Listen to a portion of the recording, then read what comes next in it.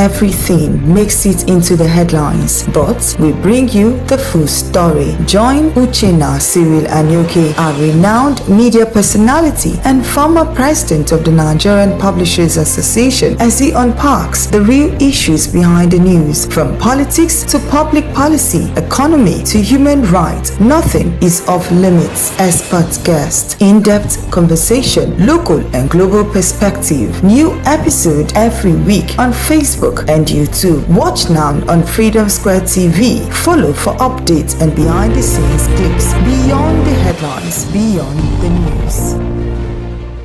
You know, there's something I always like about the world. They say peace and progress. It is when you have peace, then you have progress. Now, you were talking of Nigeria, because you just reminded me about Nigeria when we were young. When we were young, we used to use train. What we call train. Ubo Loko. That's what they call it here, Ubo Loko. And that Ubo Loko could just suddenly get into disrepair anywhere. Even if it's at Tayo, now near Enugu South, or at any part of Nkano, or at Umuahia. And you stay there and you don't even think about anything negative. People will start sleeping. Or you are going to Karon Amuda in the Ubo Loko, and it goes back. You just come down, the community there will take care of people, and you'll be happy. And everybody was safe. There was security. It's not like we didn't have, minor stealing, but there was something like the kind of badness that we see today. So that particular issue of insecurity is a very big matter, because nobody wants to go to register and die, not to talk of going to vote. People don't want to come back. Everybody's afraid of danger. There is this danger. And then two, you add to the danger the fact that your vote does not count. So you are registering to go and vote, fine, I agree. And your vote may not count at all. So why would you do that kind of thing? Why would you do that kind of thing? So it's a very major challenge. So and that's why we are hoping that both the armed forces and the various community groups would help us to have more security, because if there's security, it's for everybody's benefit. So we need more. But beyond that, just security infrastructure is what we call the economic infrastructure of what? Of employment.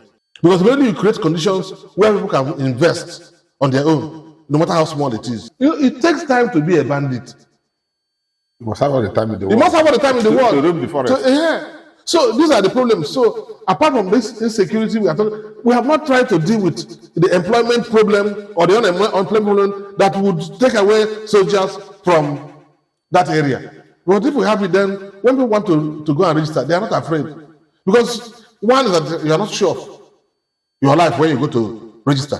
Two is that even if you register now, how are you going to vote? But the point is that the younger ones should understand that they have more stake in the future of this country. So they should not be afraid of expressing themselves and fighting for the nation, because they are still to do their own work, get their own children into the... No. They have to wake up and know that and claim their country. We have to reclaim this country. They have a right to think seriously and stop being... Yes, we can be the solution, but the solution doesn't solve problems. It is action that solves problems. So let us go proactive and solve problems. Let us go and register. Let us register if we can, unless you know that your life is that, because if you die, when death comes, there's no other program. But we ask and pray that the system will be enough to be able to create secure environment for people to go and register. When they now register, then they should go and vote too. They should register and vote and convince others to join them to vote, because we should live in a secure place.